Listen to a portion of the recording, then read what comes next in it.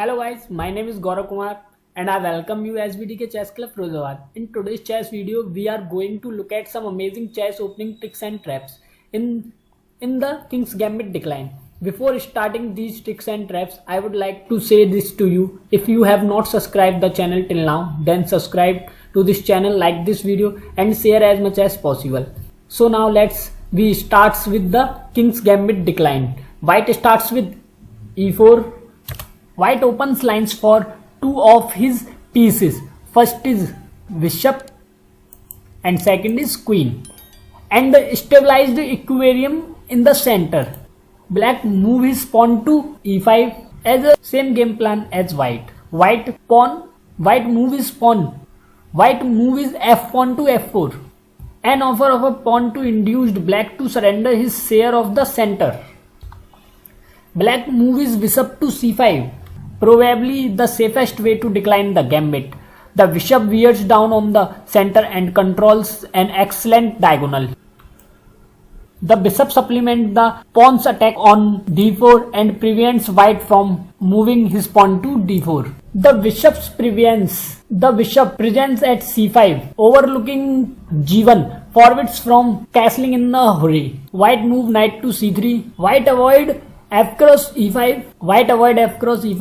Because if white take e5 pawn, then queen h4 check, g3, queen cross e5 check, queen cross e4 check, and black win a rook.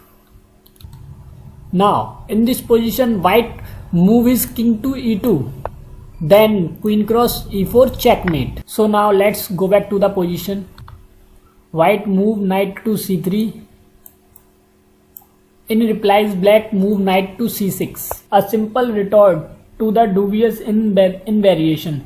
Black continues mustering his forces on the field of action in the fight for control of the center. His knight does it share by extracting pressure on squares e5 and d4.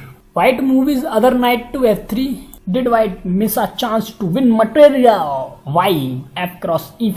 Let's see how. White pawn capture on e5, then black capture knights and white move to d4. White pawn is attack his opponent's two pieces in same time. White pawn attack two pieces in a same time.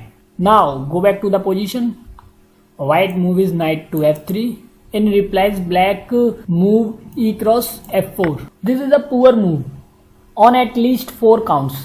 First, in move a pawn instead of a piece, black loses sight of his first. In moving a pawn instead of a piece, black loses sight of the chief objective in all opening strategies. Move the pieces, get them off the back rank and on the job.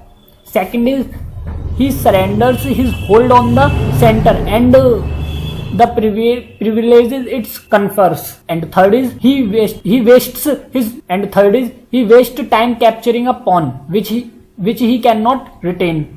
And fourth is he permits white to seize the center next move, which forces a retreat by his bishop and a consequent loss of time. Now white move is d pawn to d4.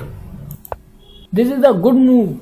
Of course, now players should take more than half a second to see the power of this pawn push. The pawn seizes control of a good bit of the center. Dislodges the bishop from its strong position and uncovers an attack by his own c1 bishop and f4 pawn. c1 bishop and f4 pawn. Black move his bishop to v4. It would have been sounder strategy to retreat to e7 instead, where the bishop is invaluable for defense. White move bishop cross f4. White gain a tempo with this capture as he recovers the lost pawn and develops a piece at the same time. Black move d5. Black attacks the white e pawn with the help of queen because white c3 knight is pinned. So white save his center and e pawn push forward. Now black takes c3 knight check because this knight so dangerous for d5 pawn. White regain b cross c3. Now black move is bishop to e6. A superficial move, as the bishop could develop to greater effect at f5. There it would hinder white from freely posting his bishop at d3. White move is bishop to d3.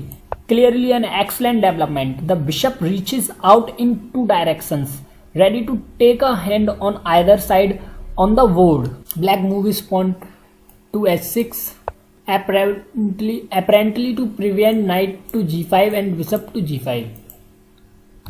Now white do castle on king side, and now black develops his knight ge7. White move is rook to v1 and take a open file advantage. Black save his b pawn, move to v6. White move his queen to d2. The queen leaves the first rank to enable the rooks to get in touch with each other. Now black do castle, and now black do some mistakes. So push the video and find the correct move for white. Okay, now white gives bishop sacrifice, bishop cross to h6. In this position, mostly player take this bishop g cross h6. White take his pawn to the queen and attack black's king side. And here we can see white queens attacks on black king side. Let us see what white's return is for the piece that he sacrificed.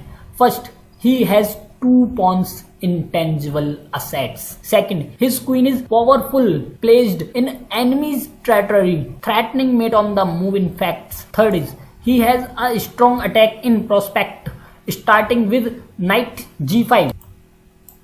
So black in danger, and black move his knight to g6 to save his mate. White move his excellent move, knight to g5, again threatening mate to h7. Black save his mate, move his rook to e8. What now? White again move his excellent move, rook cross f7. Black has forced move, bishop cross f7. And now pause the video and find the mate for white to play. Pause the video and find the mate. Okay, the first move is queen h7 check, king goes to f8, and queen cross f7 checkmate. I hope you understood well.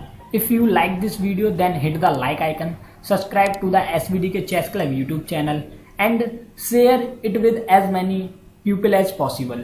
Thank you for watching.